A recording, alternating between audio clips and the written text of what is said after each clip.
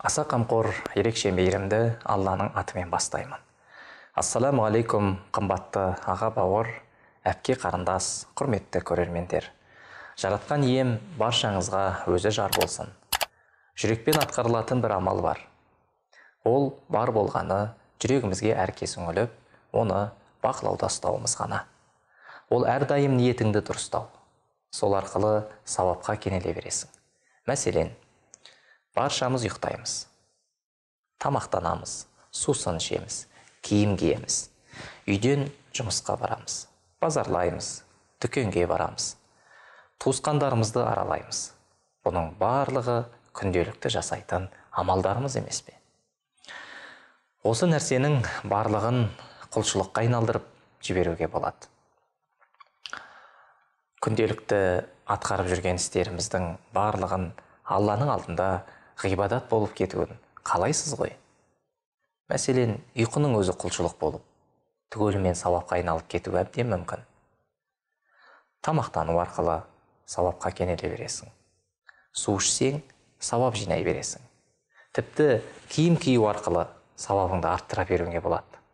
Бар болғаны, пайғамбар үйреткендей дұғаларын айтсаңыз болғаны. Ол үшін ол істі бастамас бұрын Алланың разылығына деген ниет әзір болуы керек. Яғни ниетің әлемдердің Раббысы Алла тағаланың разылығы үшін болуы тиіс. Шариғат амалдарды үкімі жағынан бірнеше түрге бөліп қарастырады. Олар уәжіп, харам, мұстахаб, мәкрух, мубах. Өміріңіздегі көпшілік амалдар мубах үкімінде. Мубах деген не? Шариғат тыйым салмаған және бұйырмаған істер. Оны істегені үшін сауап алмайды, және істегені үшін жазаланбайды. Дүниеде мубах амалдарды көптеп жасағаннан кейін сауаптан құр қалудамыз. Қаншалаған амалдарымыз сауапсыз кетіп жатыр. Алла елшісі, Алланың оған игілігі мен сәлемі болсын, мына бір оқиғаны біздерге баяндайды. Дүние, мал берілген адамдар тек қана 4 түрлі халде болады. Біріншісі, Алла тағала мал дүниемен біліммен ризықтандырады. Олар Раббысынан абайлап, қорқып, туыстық қарым-қатынасты үзбей, мал дүниенің хақысын беруді біледі. Міне, осы ең абзал дәреже. Екіншісіне Алла тағала білім нәсіп етті, бірақ та мал дүниемен ризықтандырмады. Алайда оны шынайы ниеті бар. Ол былай деп айтады: егер менде мал дүние болса ғой, мен міндетті түрде пәленшенің амалын істер едім. Және оның ниеті рас. Міне, осы екеуінің сауабын бірдей алады. Яғни Алла тағала бізге мал дүние бермесе де ниеттене беру қажет. Сол шынайы ниетіміз үшін мешіт салған, садақа берген, көпір салған, міскіндерді тамақтандырған адамның сауабын біз де толығымен ала аламыз. Тек қана ниетімізде шынайы болуымыз қажет.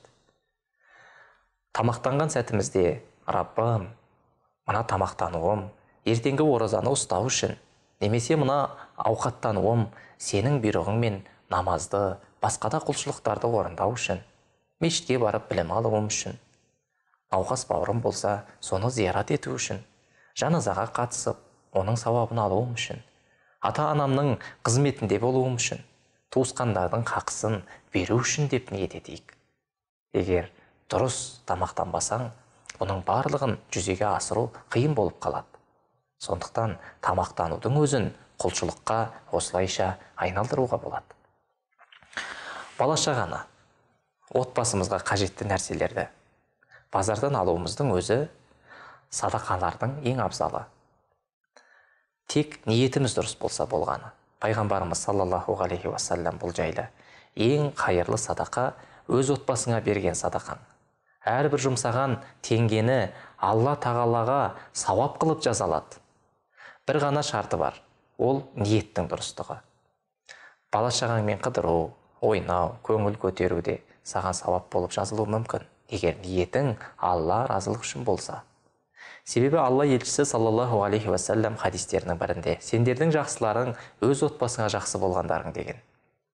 Демек, қарапайым күнделікті істеріңмен Алланың разылығына кенеліп, мол сауаптарға қол жеткізуге болады екен.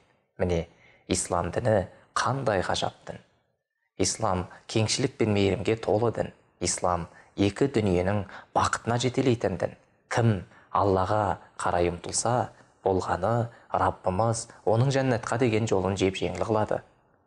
Әрбір істе, әрбір амалда ниетімізді дұрыстап, шынайылығымызды шыңдап, әлемдердің Раббысының ризалығын алуға жазсын.